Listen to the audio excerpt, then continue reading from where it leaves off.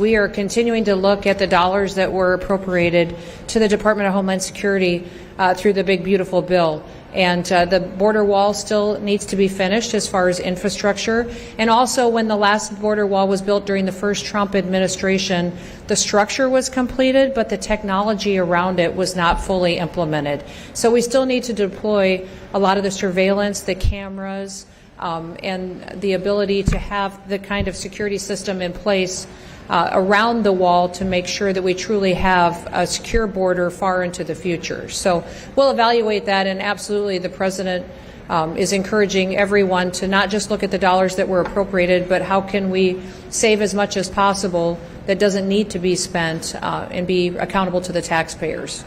Earlier today, a Border Patrol agent in Van Nuys, California, said that 3 individuals had been arrested for attempting to disable vehicles, that they'll face felony charges. I'm sorry, I can't hear you. You want to say that again? Yeah, a U.S. Border Patrol agent in Van Nuys, California, said that 3 individuals had been arrested for attempting to disable vehicles, and that they'll face felony charges. Can you confirm which agency actually arrested them and the charges filed? I can't confirm that for you, but I will follow up with you on that.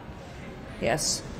And I do want to remind everybody that when it comes to security, I'm very grateful for all of our law enforcement officers, for our security officers here that work with TSA as well, for what they're doing to protect the American homeland. We live in times where individuals are choosing to attack law enforcement officers while they're doing their duties. In fact, we've seen a 700% increase in violence against some of our law enforcement officers in recent months. I'd encourage everybody in America to go out and to thank a law enforcement officer, someone who serves to keep our country safe. They do hard work. They spend hours a day. Many of the individuals behind me spend many hours dealing with tired individuals traveling who haven't been home for a while, living out of suitcases, and they're very patient and wonderful.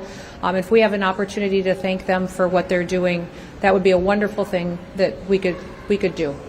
Quick off topic about farmers. Sure. So many of them rely on unauthorized workers. Has there been any discussion about some sort of program to transition them towards H-2A so that these farmers aren't left without labor?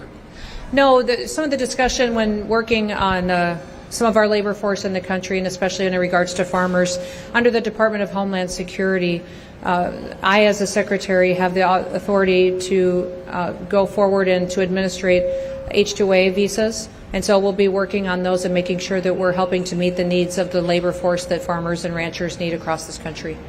As you all know, food security is a national security issue. It's imperative that we grow our own food in this country so that we rely only on ourselves for that. The day another country grows our food for us is when they control us. So we care very much about farmers. We care very much about every worker in this country. But number one, this president cares about upholding the law. And we will be a nation of laws that will make sure that the laws are applied equally to everyone, and that we no longer, like the previous administration, pick winners and losers and decide what law we're going to enforce and who it applies to.